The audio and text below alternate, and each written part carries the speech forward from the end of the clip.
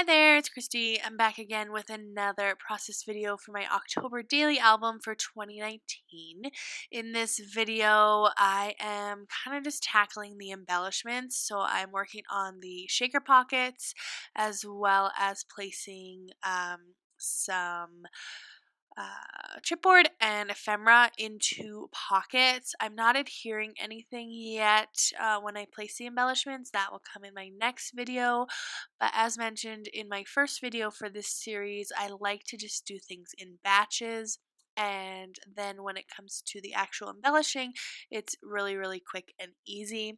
So that's what you're seeing here is just some more of the legwork to complete my album so that when it does come time to actually adhering things down, it goes super, super quick. So if you watched my last video, you saw that I had placed photos and papers and also kind of put some things into pockets for the shaker or the smaller 2x2 um, square pockets on these page protectors. And I left a lot blank with the intention to fill them with some sequins and wood veneer and other little bits and bobs. So I don't have a huge sequin collection, but luckily what I had worked perfectly with the color scheme of the Hey Pumpkin collection. So I'm just using some just random things that I had in my stash. Just off the top of my head, I see that there's like a star sequin pack. If you even can call them sequin packs, I don't even know. Star pack from Spiegel Moms.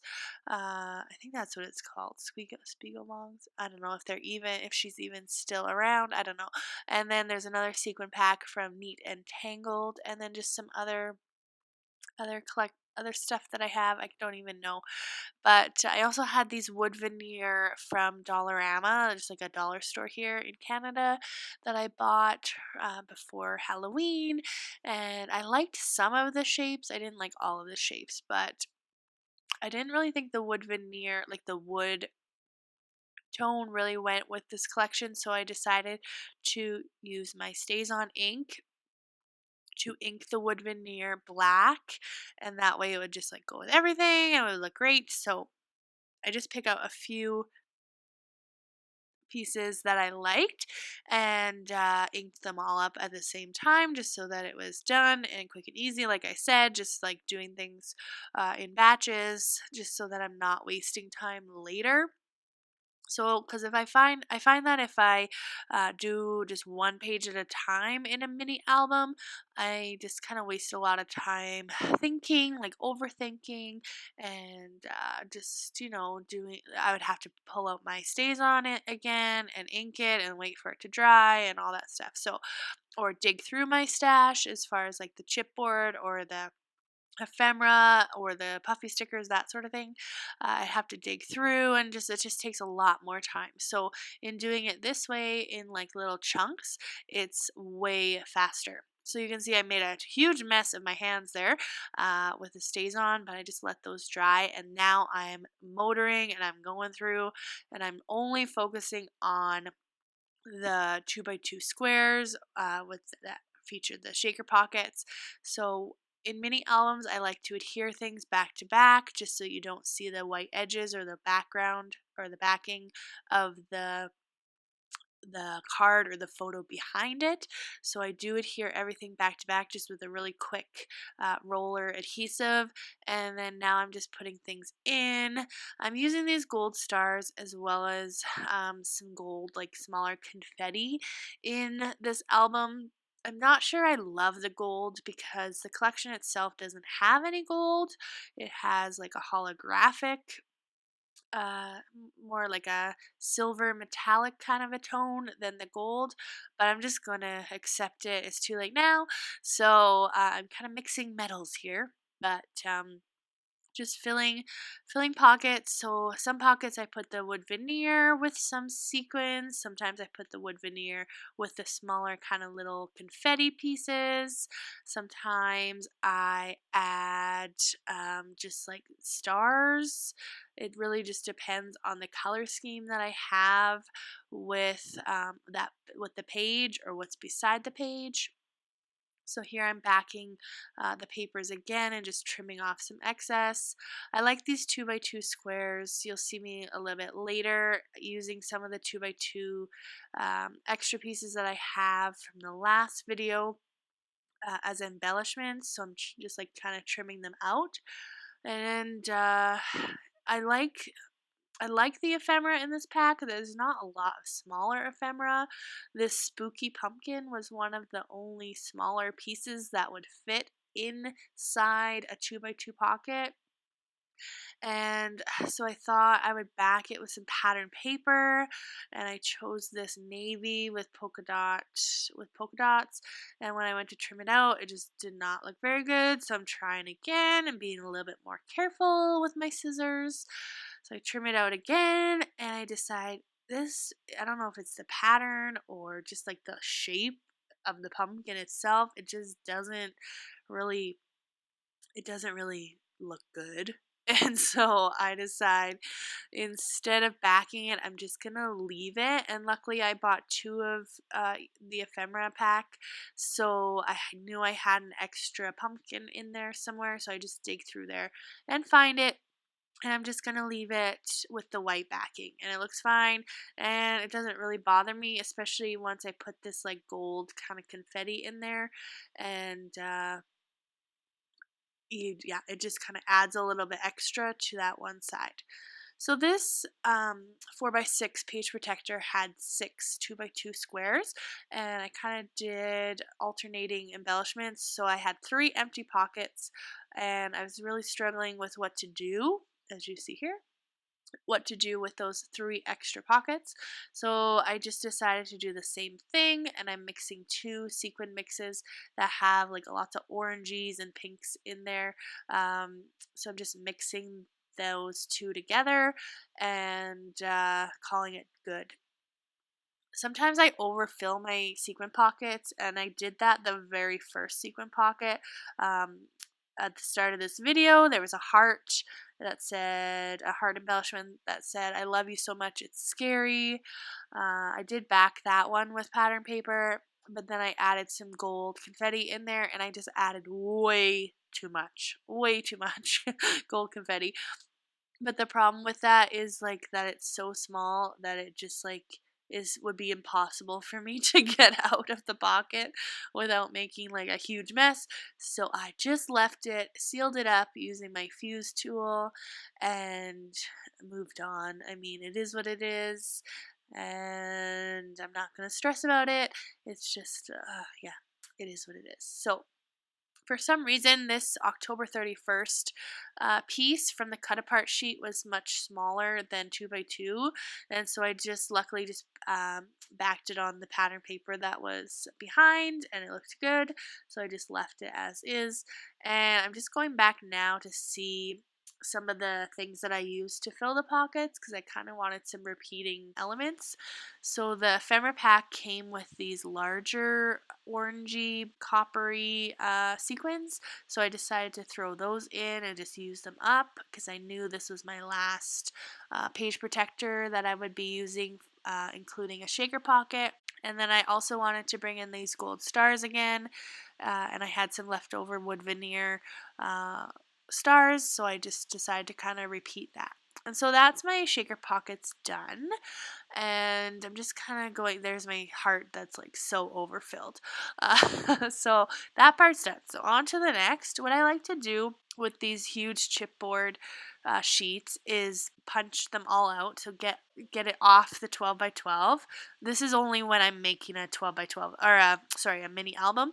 If I was just doing like a Project Life layout, I wouldn't punch it all out, but I got rid of all of the pieces, and then I took off the sticky part of the backing just so that I can place them in pockets and not have to worry about them like sticking to anything. So you saw me quickly just doing that. I saved you the monotony of me doing that.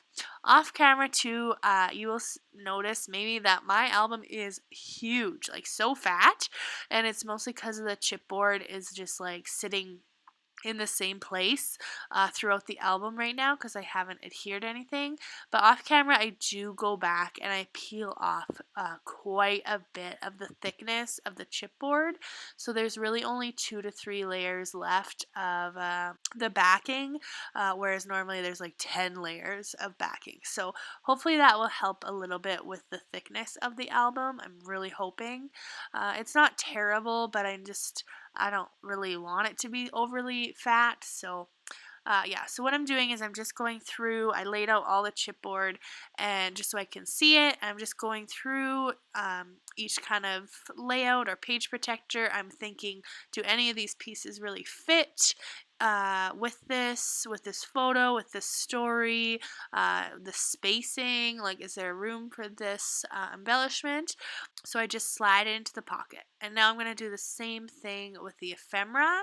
Like as I mentioned, I had 2 of everything, so I have duplicates, so I'm just kind of piling them up, and I'm just going to go through again and pick out things. So I'm just going to think of how would I be able to like cluster these things? How am I going to be able to layer these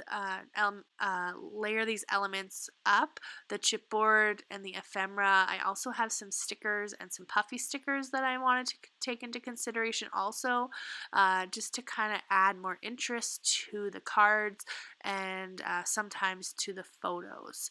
So that's what I'm doing right now is I'm just going through. I'm really struggling though because the embellishments are so big. So they don't really lend well to a smaller album like this.